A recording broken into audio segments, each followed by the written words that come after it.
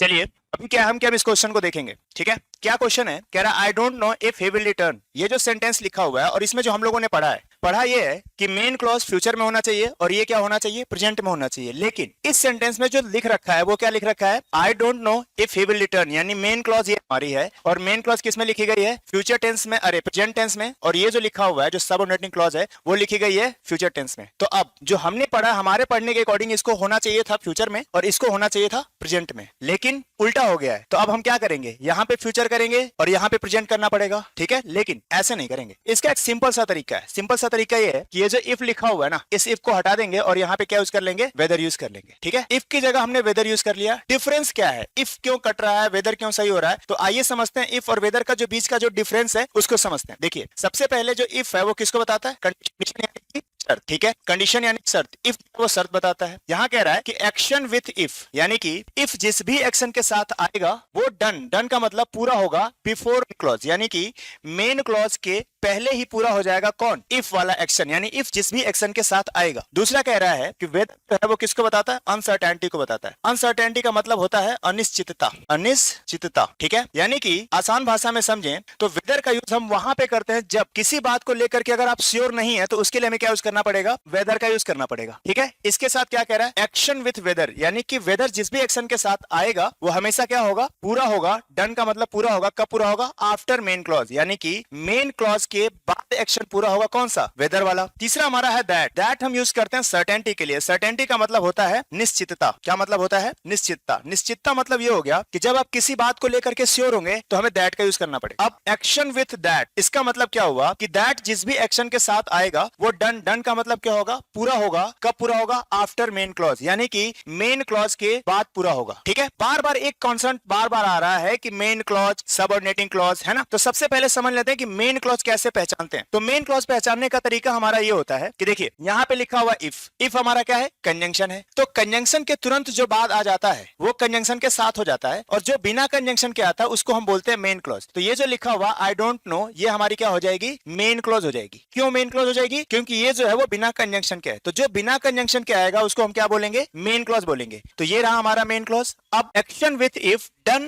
Before main clause, यानी कि action with if जिस भी एक्शन के साथ आएगा वो हमेशा पूरा होगा मेन क्लॉज के पहले। यहां तक क्लियर है सबको, क्लियर। अब आ जाइए आगे। जैसे एक क्वेश्चन लिखता हूं ताकि इस लाइन और क्लियर समझा जा सके। जैसे मैंने लिखा he will succeed as he works hard. चलिए यहाँ पे जो आपके पास ऑप्शन है वो ऑप्शन है क्या है, इफ है, वेदर है और दैट है। उसके हिसाब से यहाँ पे क्या आना चाहिए बता सकते हैं आप लोग, क्या आएगा यहाँ पे आंसर, इफ वेदर दैट में से तीनों में से क्या आंसर आना चाहिए, हाँ जी इफ आना चाहिए। अब बात को समझिए कि इफ क्यों आएगा। जैसे मान लेते हैं कि यहाँ पे हमने चाहे जो भी कंजंक्शन लिखा, जो भी कंजंक्शन, यहाँ जो ना कोई क्या आएगा, एक कंजंक्शन आएगा। अब ये जो कंजंक्शन यहाँ पे आएगा जो भी आ रहा है इसके तुरंत बाद तो यही क्लॉज आ रही है। और मैंने एक बात बोला था कि कंजंक्शन के जो तुरंत बाद आ जाए क्लॉज वो कंजंक्शन के साथ हो जाती है और जो बिना कंजंक्शन के आएगी वो क्या हो जाएगी, मेन क्लॉज। तो ये जो लिखा हुआ ही विल सक्सीड ये कौन सी क्लॉज हो जाएगी, मेन क्लॉज, ठीक है। अब यहाँ पे कंजंक्शन चाहे जो आए, चाहे इफ आ जाए, चाहे वेदर आ जाए, चाहे दैट आ जाए। अब कह रहा है ही will succeed dash he works hard. तो यहाँ पे देखिए कंडीशन को बता रहा है, अनसर्टेनिटी को बता रहा है, सर्टेनिटी को बता रहा है, ठीक है। तो देखिए ये शर्त रख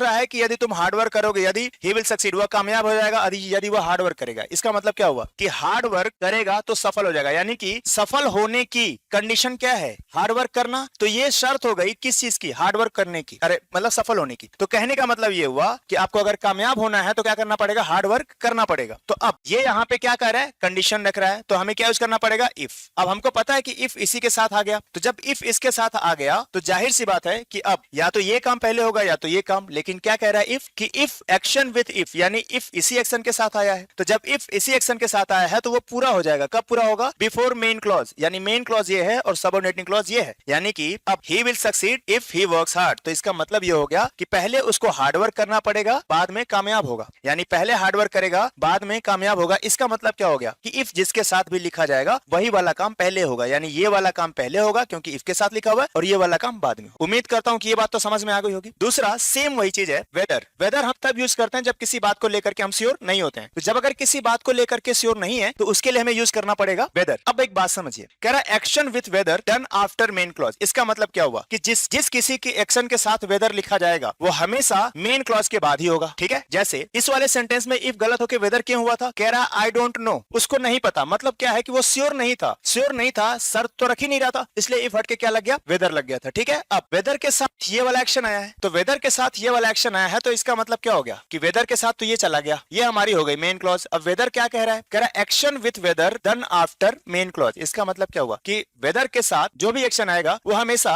मेन क्लॉज के बाद होगा, यानी मेन क्लॉज वाला काम पहले हो जाएगा, ये वाला बाद में होगा। अब कह रहा है आई डोंट नो, तो भाई तो पहले क्लियर कर दिया कि मुझे नहीं पता। अगर मुझे नहीं पता कि वो आएगा कि नहीं आएगा तो पहले ये वाला काम हो गया, बाद में ये वाला हो गया। सेम कहानी दैट के साथ भी होगी, यानी दैट वाले काम में भी पहले मेन क्लॉज वाला काम होगा, फिर दूसरा सबऑर्डिनेट वाला काम होगा। ठीक है, उम्मीद करता हूं ये बात आपको समझ में आ गई होगी, क्लियर है। ठीक है, अब यहां पे हमें इस क्वेश्चन के आंसर करना है आप ही लोग को। जितने भी यहाँ क्वेश्चंस लिखे गए हैं इन सब के आंसर ऑप्शंस जो है वो सेम है, इफ है, वेदर है, दैट है। इन सब में पहले वाले में क्या ऑप्शन आएगा बता सकते हैं आप, क्या आएगा, दैट। देखिए सबसे पहले क्या कह रहा है कि आई हैव नो डाउट। एक बात बताइए, उसको डाउट है कि नहीं है, नहीं है। अगर डाउट नहीं है इसका मतलब क्या, वो क्लियर है। अगर क्लियर है तो क्या यूज करना पड़ेगा, दैट। तो ये क्या हो गया, यहाँ पे आ गया दैट। दूसरी बात समझिए, आई हैव फ्यू डाउट्स। ठीक है, यहाँ पे क्या आ जाएगा, दैट या वेदर, दैट वेदर। चलिए पहले एक बात समझ लेते हैं कि यहाँ पे दैट आना चाहिए या वेदर आना चाहिए। दैट हम तब यूज करेंगे जब क्या होगा, किसी बात को लेकर के श्योर होंगे, और वेदर तब यूज करेंगे जब श्योर नहीं होंगे। ठीक है, देखिए तो सबसे पहले ये फ्यू को समझ लेते हैं। हमारे पास एक वर्ड होता है फ्यू। फ्यू का मतलब जो होता है वो होता है नो। ठीक है, नो यानी नथिंग। दूसरा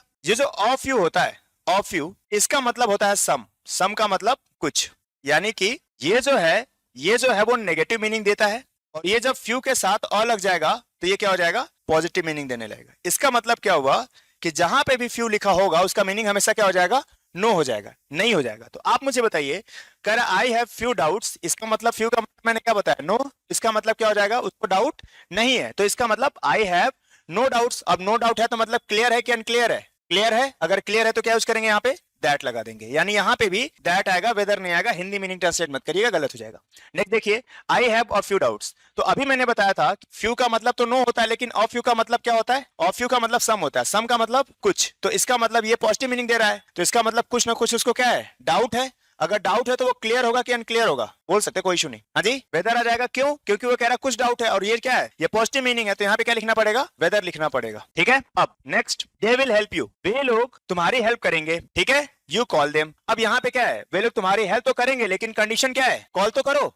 तो इसका मतलब क्या है, यहाँ पे कंडीशन को बताया जा रहा है, तो कंडीशन के लिए क्या यूज करना पड़ेगा, इफ यूज करना पड़ेगा। अगला, वी शैल लर्न इंग्लिश। ठीक है, हम लोग इंग्लिश सीखेंगे, लेकिन कंडीशन क्या है, यू टीच अस। यदि आप पढ़ाएंगे तो यहाँ पे क्या यूज करना पड़ेगा, इफ।